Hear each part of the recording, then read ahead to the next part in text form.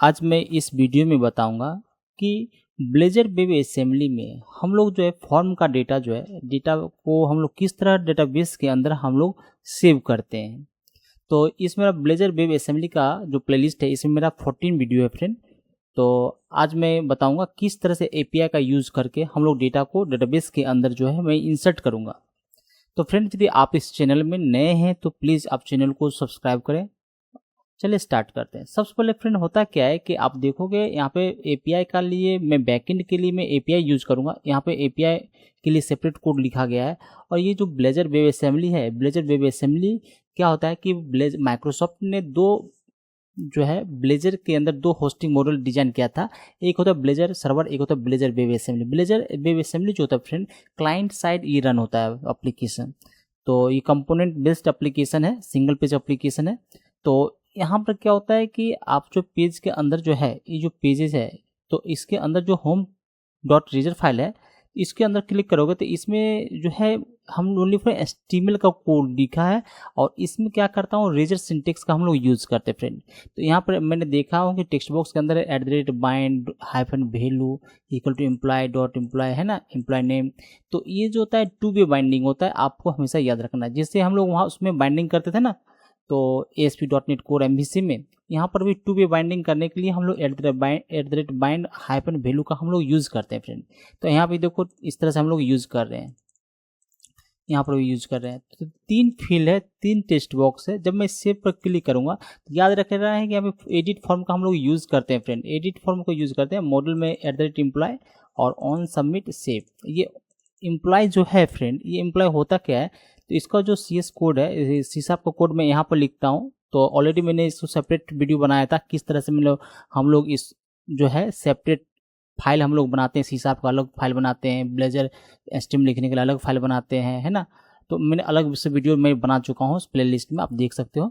यहाँ पर देखो ये जो मैंने यहाँ क्या किया हूँ प्राइवेट एम्प्लॉय, इसका जो रेफरेंस क्रिएट किया हूँ या ऑब्जेक्ट क्रिएट किया हूँ, ये ऑब्जेक्ट जो है मैं यहाँ पे रखा हूँ। @ नहीं दूंगा तो ये नॉर्मल टेक्स्ट हो जाएगा फ्रेंड, इसलिए @ लगाने से ये ऑब्जेक्ट है। कौन सा ऑब्जेक्ट है जो मैंने यहाँ पे इंस्टेंस क्रिएट किया हूँ, ऑब्जेक्ट क्रिएट किया हूँ वही है। तो यहाँ पर आप देखो कि न्यू लगा हुआ है। तो न्यू जो लगा हुआ है, पहले हम लोग जो इंस्टेंस क्रिएट करते थे एम्प्लॉय, एक इंस्टेंस का नाम एम्प्लॉय ABCD कुछ भी रख सकते हो। उसके बाद न्यू, उसके बाद मैंने इस क्लास का नाम दे के पेरेंथेसिस देते थे, राइट। तो इसके बाद हम लोग इससे भी हम लोग इसका यूज़ करते थे, आपको याद होगा। इस तरह से एम्प्लॉय हम लोग इस तरह से हम लोग क्या करते थे, इसका हम लोग यूज़ करते थे। तो हम लोग जो है इस तरह से हम लोग यूज़ करते थे, इससे भी हम ऑब्जेक्ट क्रिएट करते थे और इस ऑब्जेक्ट को मैं यहाँ पे यूज़ कर सकते थे। लेकिन ब्लेजर में मैं जो है ना ज़्यादातर कोड जो आपको इस तरह से करने के लिए मिलता है, ये एक शॉर्टकट तरीका है आपको इस तरह से इंस्टेंस क्रिएट करने का। दोनों सेम ही है, दोनों सेम ही है, लेकिन यहाँ पे थोड़ा शॉर्टकट तरीका है इंस्टेंस क्रिएट करने का, तो उसको मैं फॉलो करता हूँ। शॉर्टकट तरीका को मैं फॉलो कर रहा हूँ। ये इस तरह इंस्टेंस क्रिएट होता है। तो यहाँ पे मैंने एम्प्लॉय मेंशन कर दिया, ऑन सबमिट सेव। ये जो इस नाम से मैंने फंक्शन यहाँ पे ऑलरेडी डिफाइन करूंगा। यहाँ पर जो सेव नाम से फंक्शन डिफाइन होगा, जब फॉर्म सबमिट होगा यहाँ पर आप देखो बटन है टाइप सबमिट है, ये फॉर्म सबमिट होगा तो ये सारा मॉडल का जो डेटा है जो बाइंड हुआ है मॉडल के साथ, तो ये क्या करेगा इस ऑब्जेक्ट के पास आ जाएगा। इस ऑब्जेक्ट में क्या करेगा सारा कंट्रोल का डेटा, जितने भी इनपुट टेक्स्ट है उसका डेटा, ड्रॉप डाउन का data, radio button and check box, जितने भी कंट्रोल का डेटा है इस ऑब्जेक्ट में क्या करेगा होल्ड करेगा। इस ऑब्जेक्ट को मुझे भेजना है किसके पास भेजना, इस एपीआई को यूज करके मुझे भेजना है। सेव फंक्शन ना जब क्लिक करेगा इस ऑब्जेक्ट का डेटा मुझे भेज देना है सर्वर पे, सिंपल। तो यहाँ पे फॉर्म नॉर्मल एक फॉर्म है, मैंने ऑलरेडी इसका वीडियो बना चुका हूँ एडिट फॉर्म क्या होता है, तो इसके लिए मैं बना चुका हूँ। आप उस प्लेलिस्ट को आप फ्रेंड फॉलो करो, बहुत सिंपल है। यदि आप ब्लेजर वेब असेंबली सीख जाते हो तो ब्लेजर सर्वर आसानी से आप सीख जाओगे। तो इसमें क्या होता है और कि यहाँ पे सबमिट करेगा, सबमिट करने के बाद सिंपल देखोगे यहाँ पर यहाँ जो सेव का जो फंक्शन बना हुआ है, सेव का जो मैंने फंक्शन है पब्लिक एसिंक टास्क का हम लोग यूज़ करते हैं। एसिंक टास्क का आप लोग यूज कंकरेंसी प्रोग्रामिंग जो होता है तो इनके लिए हम लोग क्या करते हैं एसिंक और वेट का हम लोग यूज़ करते हैं फ्रेंड। तो यहाँ पे एसिंक टास्क सेव एक फंक्शन है, तो इसके अंदर जो है मैंने क्या किया हूँ। अब यहाँ पर इससे पहले देखो कि ये क्लास जो है फ्रेंड, तो ये क्लास जो है मैंने यहाँ पे सिंपल एक 2 स्ट्रिंग वेरिएबल जो है मैंने यहाँ पे डिक्लेयर किया हूँ, और इसमें क्या कर रहा हूँ, बाय डिफ़ॉल्ट इसको इनिशियलाइज कर दिया हूँ ब्लैंक एम्प्टी, है ना। उसके बाद यहाँ पर आप नेक्स्ट लाइन में जब आओगे तो यहाँ की वेरिएबल है, नॉर्मल वेरिएबल ABCD आप कुछ भी रख सकते हैं। तो जब मेरा डेटा लोड होगा तो यहाँ पे अवेट कीवर्ड का हम लोग यूज़ करते हैं, नहीं तो करने से एरर आ जाएगा। तो आपको इसके अंदर अवेट कीवर्ड का हम लोग यूज़ करना ही पड़ता है। HTTP post as JSON async, ये जो फंक्शन है HTTP जो है, ये जो देखोगे यहाँ पर जो HTTP यहाँ पर रेफरेंस क्रिएट किया गया है, आपको याद होगा कि यहाँ पे इंजेक्ट किया गया है। तो इसको यदि आप API को कॉल करते हो तो आप ASP.NET वेब फॉर्म में हो, ASP.NET MVC में हो, यदि हम लोग API को कॉल करते हैं तो इसके लिए HTTP क्लाइंट का हम लोग यूज़ करते हैं फ्रेंड, आप सभी को मालूम होगा। तो HTTP क्लाइंट का हम लोग यूज़ करते ही करते हैं। तो यहाँ पे इंजेक्ट जो हम लोग यूज़ करते हैं फ्रेंड, इंजेक्ट के यूज़ करने से क्या होता है कि मेरा डिपेंडेंसी इंजेक्शन जो होता है कि ये क्या करता है कि IOC कंटेनर के अंदर रजिस्टर हो जाता है, तो यहाँ पे इंजेक्ट हो जाता है। तो HTTP का रेफरेंस क्रिएट क्या हो, या आप जब भी आप एप्लीकेशन के अंदर यदि API कॉल करोगे ब्लेजर में तो आपको इसको एक रेफरेंस क्रिएट करना पड़ेगा। ओके, तो इसके अंदर यहाँ पे इंजेक्ट कर देते हैं। इंजेक्ट करने के बाद आपको सिंपल करना क्या है फ्रेंड, इस चीज़ को ध्यान रखना है कि यदि इंजेक्ट करने के बाद आपको इस जो रेफरेंस है, यदि आप API कॉल करते हो HTTP, इसका एक फंक्शन होता है पोस्ट जेसन एसिंक, पोस्ट करना है Jason async, pre defined function होता है, इसको मुझे यूज करना है। सिंपल यूज हो जाता है। ये जो API इम्प्लॉय एंड सेव, ये जो मेरा पाथ है, इसका इन पॉइंट का पाथ है, लेकिन आगे का जो डोमेन नेम है वो आपको यहाँ पर दिख नहीं रहा है। लेकिन उसको यदि program.cs फाइल में जाओगे, program.cs फाइल में यहाँ पर देखो मैंने क्या किया हूँ कि HTTP क्लाइंट जो फ्रेंड होता है, HTTP क्लाइंट, इसके अंदर बेस एड्रेस मैंने मेंशन कर दिया है। किसका ये बेस एड्रेस है, जो मेरा जो API का जो पाथ है ना। तो फर्स्ट जो लोकल होस्ट जो होता है, पोर्ट होता है, वो मैं यहाँ पे स्टैटिक कर दिया है, इसलिए कि ये चेंज कभी नहीं होता है ना, इसीलिए बेस एड्रेस इसको हम लोग बोलते हैं। तो ये जो HTTP क्लाइंट के साथ ये क्या है, ऑटोमेटिक यूज हो जाएगा। यदि मैं यहाँ पे यूज करता हूँ, ये जो पाथ दिया ये हमेशा चेंज होता है। एम्प्लॉय के जगह पे यूजर भी आ जाएगा, प्रोडक्ट भी आ जाएगा, तो ये चेंज होता है। लेकिन ये जो पार्ट होता है ये चेंज नहीं होता है, तो इसको लिए बेस एड्रेस उसको बोलते हैं। HTTP क्लाइंट के साथ इसको इंक्लूड कर दिया गया है। और जब भी आप HTTP क्लाइंट के रेफरेंस को पोस्ट करोगे, पोस्ट एज जेसन एसिंक का हम लोग यूज़ करते हैं, तो ऑटोमेटिक इसके आगे में वो जो बेस एड्रेस है वो इंक्लूड हो जाएगा फ्रेंड। तो ये जो ऑब्जेक्ट है, ये ऑब्जेक्ट में जो भी डेटा फॉर्म का डेटा लोड होगा इसके अंदर आ जाएगा। तो यहाँ पे क्या होगा, तो रिस्पॉन्स मुझे मिलेगा जब ये डेटा API के पास जाएगा, API के पास। तो API के पास जाने पर डाटा क्या करेगा, सेव करेगा। सेव कैसे करेगा, API में ऑलरेडी कोड लिखा हुआ है, आप उस चीज़ को आप फॉलो करना पड़ेगा आपको। तो यहाँ पे रिस्पॉन्स मिलेगा। रिस्पॉन्स यदि यहाँ पे सिंपल है, response dot is success status code यदि रहेगा, यदि सक्सेस रहेगा तो ये आपको सेव एम्प्लॉय सेव सक्सेसफुली दिखाएगा। और यहाँ पे एम्प्लॉय न्यू एम्प्लॉय, फिर जो मैं इसको रेफरेंस इंस्टेंस क्रिएट किया हूँ फ्रेंड, फिर जो मैं इसको इंस्टेंस क्रिएट, ये क्या करेगा, मेरा जो ऑब्जेक्ट को क्या करेगा, नल कर देगा, ब्लैंक कर देगा। इसको डबल से कॉल करने का मतलब होता है मेरा जो डेटा लोड हुआ है इसमें, इसको फिर से इंस्टेंस क्रिएट कर दूंगा तो फिर इसको क्या करेगा, ब्लैंक कर देगा। अब एल्स इफ मैंने लगाया है, इसमें क्या होता है, रिस्पॉन्स डॉट स्टेटस कोड यदि HTTP स्टेटस कोड यदि बेड रिक्वेस्ट यदि मिलता है, तो बेड रिक्वेस्ट का मतलब होता है फ्रेंड, इस चीज़ को बहुत समझना पड़ेगा आपको। क्या होता है कि यदि मैं यहाँ पर जो मॉडल यूज़ कर रहा हूँ, जो मैं ब्लेजर वेब असेंबली में जो मेरा मॉडल है, तो यहाँ का टाइप स्ट्रिंग मैंने यहाँ मेंशन किया हूँ, यहाँ का टाइप जो स्ट्रिंग मेंशन किया हूँ, यदि मैं इंटीजर में डाल दिया, और यहाँ पर जो API के अंदर जो मॉडल है, आप देखोगे API के अंदर यदि मॉडल है, यदि यहाँ पे स्ट्रिंग है, और यदि मैं इस एम्प्लॉय में वेब असेंबली में जो मॉडल है उसको INT कर दिया, ये थोड़ा डिफरेंस हो जाता है। तो डिफरेंस हो जाने के बाद क्या होता है कि बेड रिक्वेस्ट एरर मार देगा, क्योंकि जेसन जो है ना कन्वर्ट नहीं कर पाता है, टाइप को जो है कन्वर्ट नहीं कर पाता है INT टू स्ट्रिंग।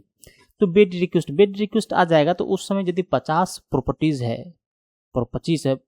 है ये मॉडल क्लास के अंदर, तो आप फाइंड आउट करने में बहुत मुश्किल हो जाता है, थोड़ा कोड एरर को समझने में। तो आपको इस तरह से बेड रिक्वेस्ट आ जाता है, तो आपको इस तरह से जो है आपको यूज़ जब कर दोगे, इस एरर मैसेज के अंदर दिखा दोगे, तो कुछ आपको जो है टेक्स्ट को दिखेगा, जो आपको अंडरस्टैंडिंग हो जाएगा कि यहाँ कहाँ से इसमें प्रॉब्लम आ रहा है, एरर एरर आ रहा है। उस टेक्स्ट से आपको अंडरस्टैंडिंग आ जाएगा, तो आपको रिस्पेक्ट एक मैसेज आपको मिल जाएगा कि यहाँ पर इस तरह का प्रॉब्लम है, यहाँ पर टाइप चेंज का प्रॉब्लम है, या वैलिडेशन कुछ फेल हो गया है, इस वजह से प्रॉब्लम आ रहा है, आपको यहाँ पर अंडरस्टैंडिंग हो जाएगा। तो इस तरह से हम लोग कोड लिखते हैं। उसके बाद क्या होता है, यदि इस तरह का बेड रिक्वेस्ट का एरर नहीं आता है बाय चांस, तो आपको करना क्या है, एरर मैसेज में आप अपने हिसाब से कुछ भी यहाँ पे डिस्प्ले करा दो, नो प्रॉब्लम, एंड है ना, कुछ भी डिस्प्ले करा दो, server return an error something, जो स्टेटस कोड आपको मिल जाएगा सर्वर से, वो स्टेटस कोड आपको दिखा देना है। तो इस तरह से मैंने भी सिंपल मैंने हैंडल किया हूँ डेटा को सेव करना में। मेरा मेन मोटिव है डेटा को किस तरह से हम लोग ब्लेजर से डेटा को हम लोग सेव करते हैं। तो यहाँ पर सिंपल आपको देख पाओगे। अब मैं आप दिखाता हूँ ये program.cs API के अंदर जाओगे, program.cs फाइल में यदि आप एप्लीकेशन को यदि रन करोगे, तो थोड़ा यहाँ पर मैंने इस तरह से थोड़ा मेंटेन करना पड़ेगा, आपको भी इस चीज़ को ध्यान में रखना है। यदि आप एप्लीकेशन को ब्लेजर वेब असेंबली को एप्लीकेशन को API के साथ लिंक कर रहे हो, तो इसमें क्या होता है कि इसमें आपको है कि इस चीज़ को ध्यान रखना है, builder.services.aid कोर्स एक कुछ होता है, रजिस्टर करना पड़ेगा, option.aid पॉलिसी ब्लेजर पॉलिसी।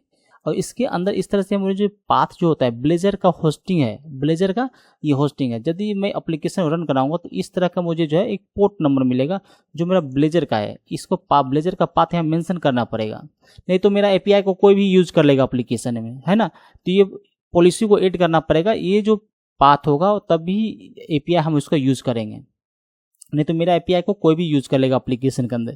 तो ये आपको पॉलिसी को ऐड करना पड़ेगा। जब यहाँ पे अलाउ रहेगा, है ना, अलाउ रहेगा, तब जाके यहाँ पर आपको नीचे आना पड़ेगा, आपको यहाँ पे मिडिलवेयर में रजिस्टर करना पड़ेगा app.user core blazer policy and use.http redirection, और इसके बाद यूज ऑथराइजेशन। ये आपको सीक्वेंस बहुत मैटर करता है, आपको यहाँ पे रखना पड़ेगा। और याद रहे मैप कंट्रोलर्स के ऊपर ही रखना पड़ेगा इसको, यदि आप ऊपर नीचे करोगे तो प्रॉब्लम आ जाएगा, आपका API का जो कंट्रोलर है उसको हिट नहीं कर पाएगा URL को, इस चीज़ को ध्यान रखना है। तो यहाँ पे ये मैंने थोड़ा चेंज किया था, यहाँ पे पॉलिसी को ऐड करना पड़ता है, यहाँ पे आपका ब्लेजर का जो पाथ होगा वो पाथ यहाँ पे मेंशन करना पड़ता है बेस URL, और उसके बाद यहाँ पे आपको मिडिलवेयर को रजिस्टर करना पड़ता है। इस तरह से याद रहे मैप कंट्रोलर के ऊपर में हम लोग मेंटेन करते हैं, इसका सीक्वेंस यदि हम नीचे मेंटेन कर देंगे तो ये काम नहीं करेगा, तो एरर देगा। तो इस चीज़ को ध्यान में रखना है। अब मैं एप्लीकेशन को रन कराता हूँ, तो यहाँ पर मैं एप्लीकेशन को रन कर रहा हूँ, स्टार्ट पे मैं क्लिक कर रहा हूँ नॉर्मली,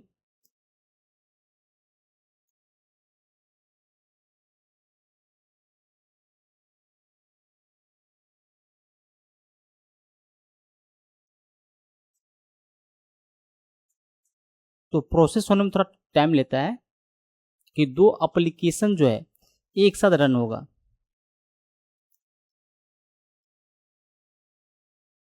आप देखो यहाँ पे कंसोल में देखना है आपको कि किस तरह से 2 एप्लीकेशन रन हो रहा है यहाँ पे।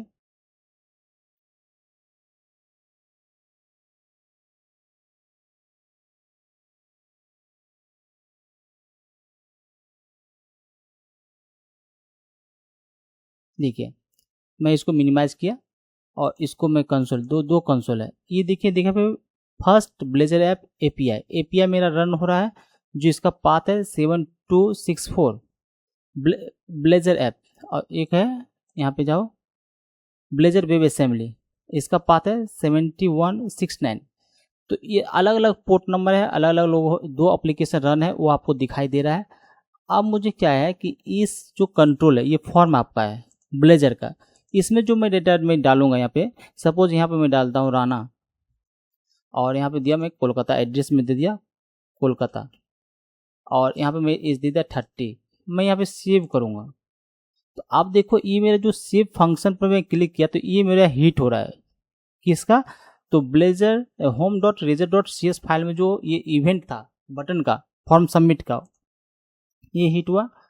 अब मैं इसको F10 प्रेस कर रहा हूँ कीबोर्ड में, अब देखो अब ये जो URL है ये आपको याद रखना, HTTP जो रेफरेंस है ऊपर में मैंने दिखाया था, ये predefine post as JSON async function आपको यूज़ करना पड़ेगा। इसमें इस तरह से पैरामीटर भेजना पड़ेगा। ये मेरा एम्प्लॉय है जो मेरा डेटा लोड होकर फॉर्म से डेटा इसमें होल्ड कर रहा है। आप इस पर जब राइट क्लिक करोगे, देखो कोलकाता है, राना है, 30 है। अब ये जो है API है, तो इसके अंदर जो डेटा जो है आ जाएगा, है ना। तो ये API को हिट करेगा। API के अंदर जो API एम्प्लॉय सेव है, तो इसके अंदर जो है ऑटोमेटिक क्या हो रहा है, ऑटोमेटिक इसके अंदर API/employee/save SAVE सेव, यहाँ पे यूजर बाय डिफॉल्ट वो जो बेस URL है ऑटोमेटिक इंक्लूड हो जाएगा। मैं इसको मैं F10 प्रेस करूँगा फ्रेंड, तो आप देखो क्या होता है। आप ये आपको API के अंदर चला गया। API के अंदर देखो इस तरह से सेवेज को फंक्शन को हिट कर रहा है, सेव एसिंग। इसमें मेरा डेटा आ जाएगा। आप देखो इसमें मेरा डेटा यहाँ पे आ गया है API में। API क्या करेगा, मेरे डेटा को क्या करेगा, सेव करेगा। अब कहाँ जा रहा है, सेव करने के बाद यहाँ से रिटर्न आएगा।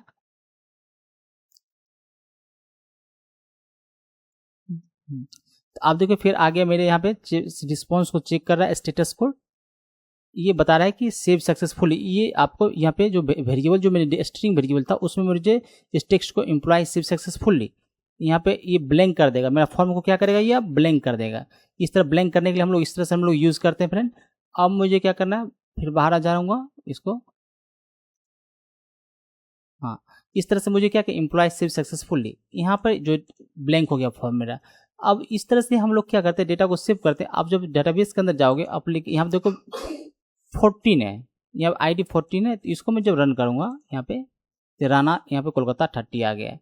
तो इस तरह से हम लोग क्या करते हैं, ब्लेजर वेब असेंबली में क्या करते हैं फ्रेंड, कि हम लोग डेटा को API के द्वारा हम लोग क्या करते हैं, डेटा को हम लोग सेव करते हैं। ये आप फ्रंट एंड से मैंने यूज़ किया है और यहाँ पे बैक एंड के लिए मैंने API को यूज़ किया है। तो आप भी प्रैक्टिस करोगे, आप भी समझ पाओगे कि कैसे होता है। तो आप दोनों एप्लीकेशन को रन करने के लिए एप्लीकेशन सोल्यूशन पे क्लिक करोगे, प्रॉपर्टीज में जाओगे, यहाँ पे दोनों को यहाँ पे फ्रेंड सेलेक्ट करके स्टार्ट पे सिलेक्ट करना पड़ता है, तब जाके दोनों एप्लीकेशन एक साथ रन होगा।